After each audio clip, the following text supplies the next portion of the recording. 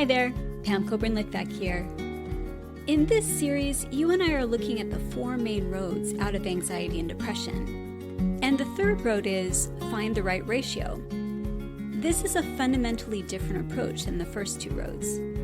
We're viewing our stress as economists, trying to understand the price we pay compared to the value we gain when we choose to view a situation in a certain way. The ratio we're talking about here is a cost-benefit ratio. Here's an example. Sometimes we jump to conclusions by assuming we know what's going to happen. I've been guilty of this myself. I've said stuff to myself like, I just know this is going to end up a mess. And maybe you've said things like this too. Maybe you've said, I just know I'm going to fail. I just know we're going to break up. I just know I'm never going to get over my depression or anxiety.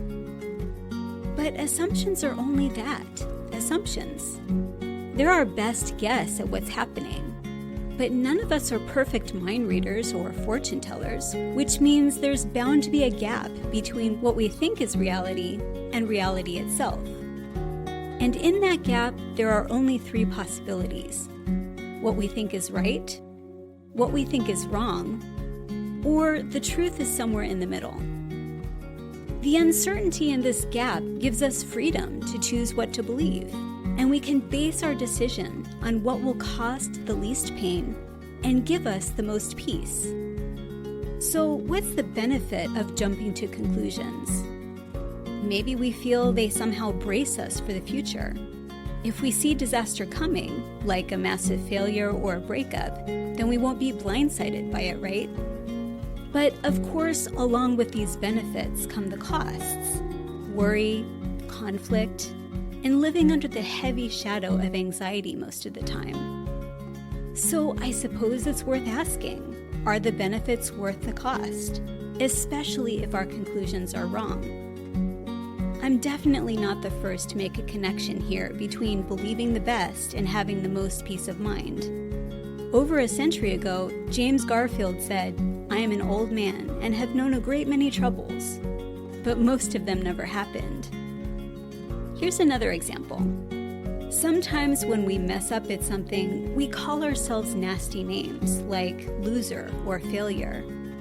And we're tempted to think there's some benefit in doing this. Maybe we think severe self-criticism will somehow motivate us not to be a failure or a loser, to try harder and to become more successful. To that, I would say there's a heavy cost involved.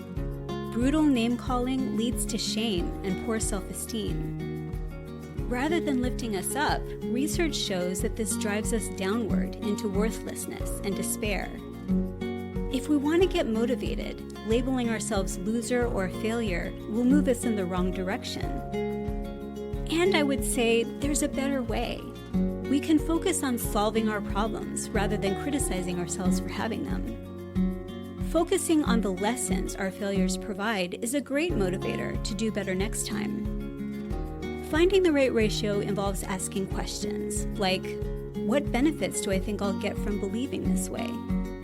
Do I think it gives me special insight or information?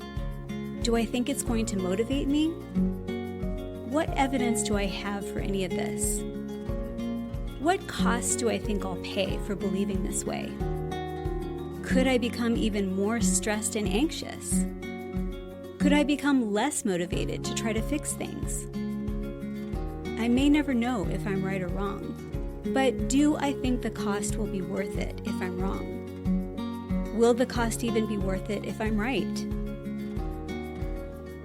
The third road out of anxiety and depression is learning to consider the relative costs and benefits of our thinking. This isn't always easy, especially if we're used to thinking negatively. The trick is to stay with it in order to reap the long-term benefits, more peace of mind, and a healthier attitude toward the stresses of life.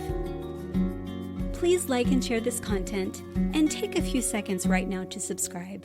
Thanks so much.